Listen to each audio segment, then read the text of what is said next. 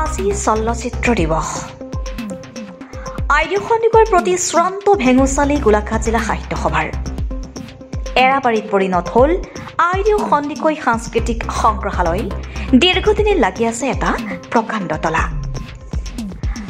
আজিৰ দিনটো অসমীয়া বোলছবি জগতৰ বাবে এক সোণালী দিন।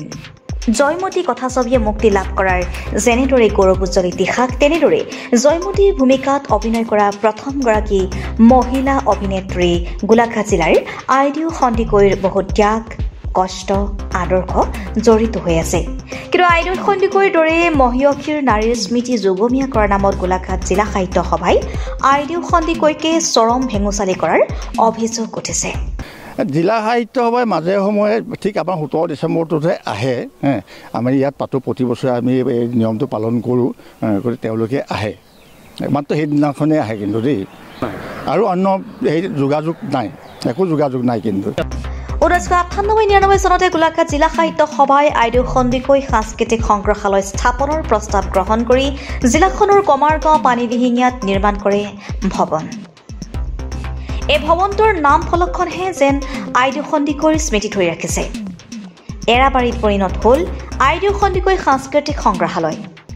গোলাঘাট জিলা সাহিত্য সভাৰ তত্বাৱধানত থকা ভৱনটোত দীৰ্ঘদিনে লাগি আছে এটা প্ৰকাণ্ড তলা, যাৰ বাবে ক্ষোভ উজাৰ দিলে স্থানীয় সচেতন ব্যক্তিয়ে। কিন্তু হেমাহি আছে, এইটো নদীগড় বা জিলা সাহিত্য সভাটো অলপ হেমাহি আছে। কিন্তু যিহেতু আমাৰ কমাৰগাঁও অঞ্চলত সাহিত্য সভা আছে, সাহিত্য সভাই ইয়াত জড়িত হৈ আছে, কিন্তু ওপৰৰ পৰা নিৰ্দেশনাবিলাক পাব লাগিব, যিহেতু তেওঁলোকৰ তত্বাৱধানত এই সাংস্কৃতিক সংগ্ৰহালয়টো আছে। তাৰমানে সেইকাৰণে আমি তেওঁলোকক অভাৰটেক কৰি আমি কিছুমান কাম কৰিবলৈ আমি যোৱাত আমাৰ অসুবিধা আছে।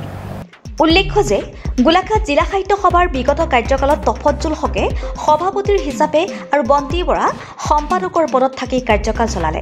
কিন্তু এনে দিশত চূড়ান্ত দায়িত্ব জ্ঞানহীনতা আৰু অকমনীয়তাৰ দিশ উন্মোচিত কৰি আইদেউ সন্দিকৈ সাংস্কৃতিক সংগ্ৰহালয়ৰ প্ৰতি যেন উদাসীন মনোভাৱে পোষণ কৰিলে।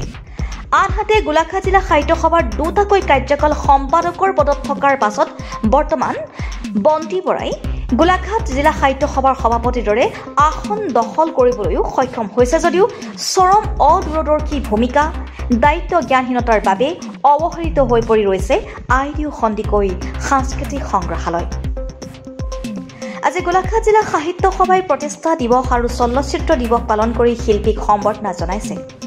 কিন্তু আইদেউ সন্দিকৈৰ দৰে প্ৰথমগৰাকী অসমীয়া মহিলা অভিনেত্ৰীক উপযুক্ত সন্মান, উপযুক্ত মৰ্যাদা দিয়াৰ অৱকাশ হলেহে এনে চলচ্চিত্ৰ দিৱস পালন কৰা নাইবা শিল্পীক সম্বৰ্ধনা জনোৱাৰ সাৰ্থকতা লাভ কৰিব বুলি ৰাইজে মন্তব্য কৰে। News desk report, reporter live Assam.